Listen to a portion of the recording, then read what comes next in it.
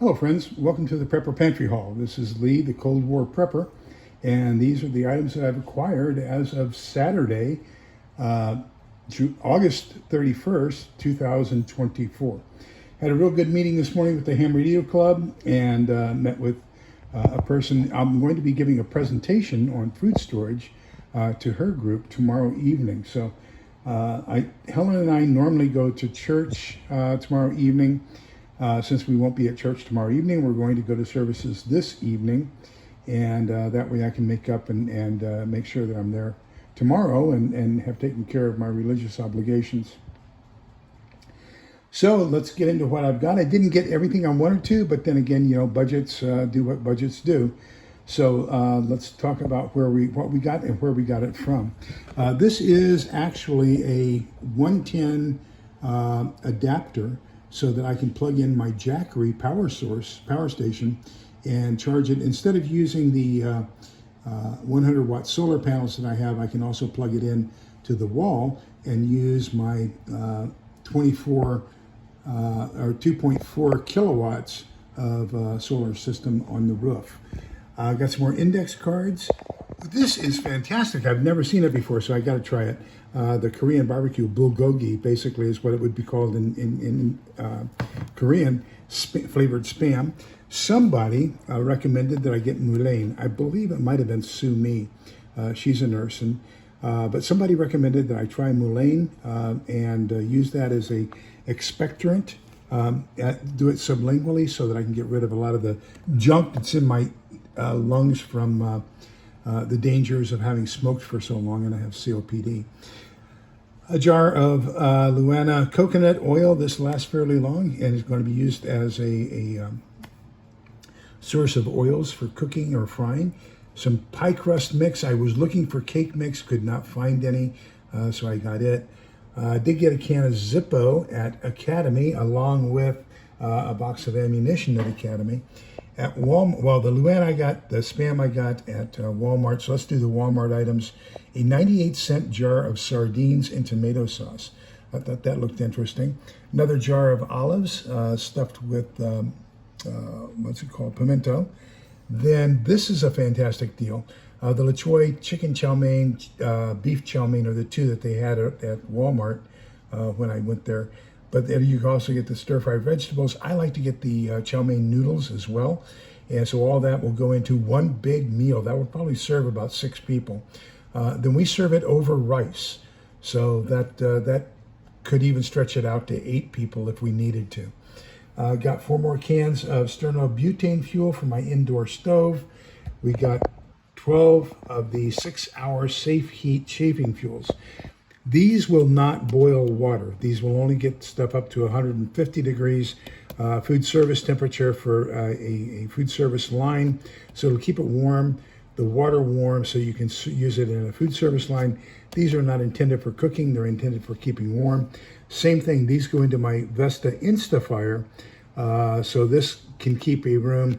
When I told one of the guys in our men's group about it, and he bought a Vesta Instafire heater.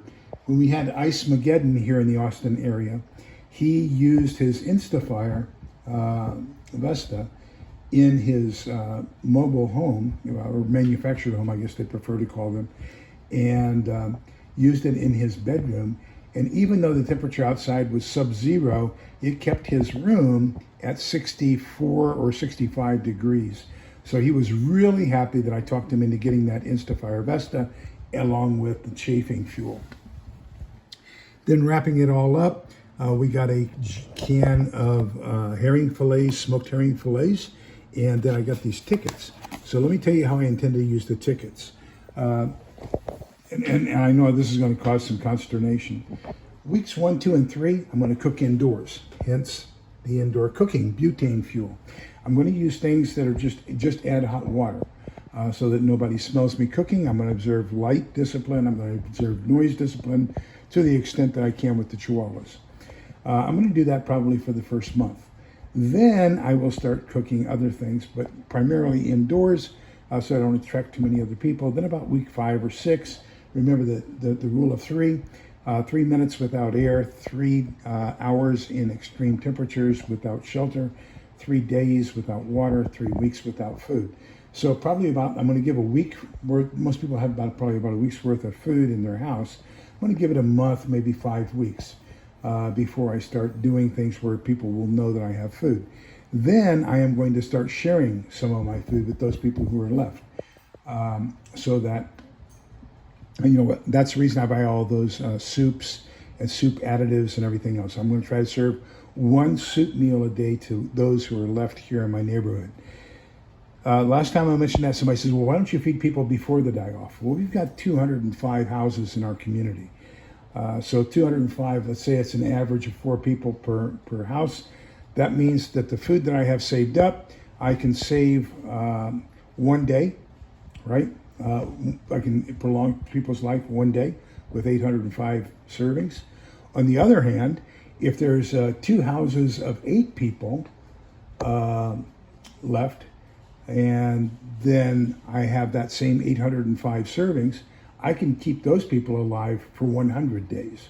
So that's the whole thing, is how can I do the greatest amount of good? It's futile to try to keep the entire neighborhood alive, but I can do a good job keeping a few people alive. So that's going to be my philosophy.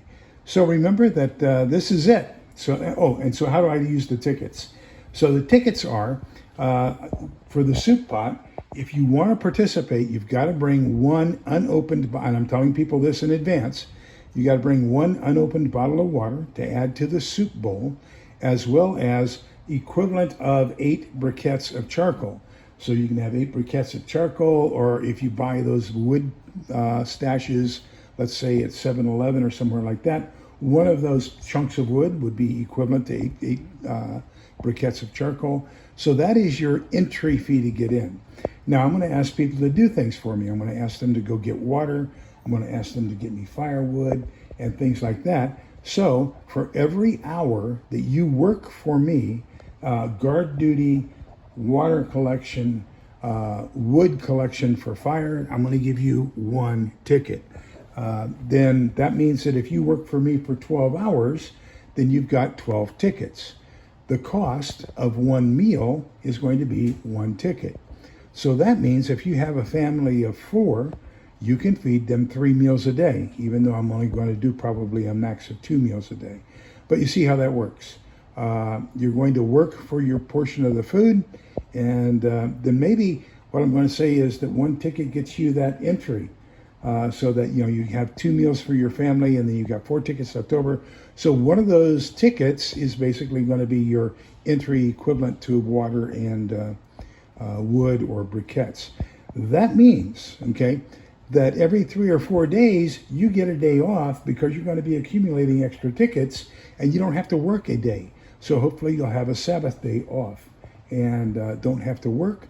You can just eat and relax.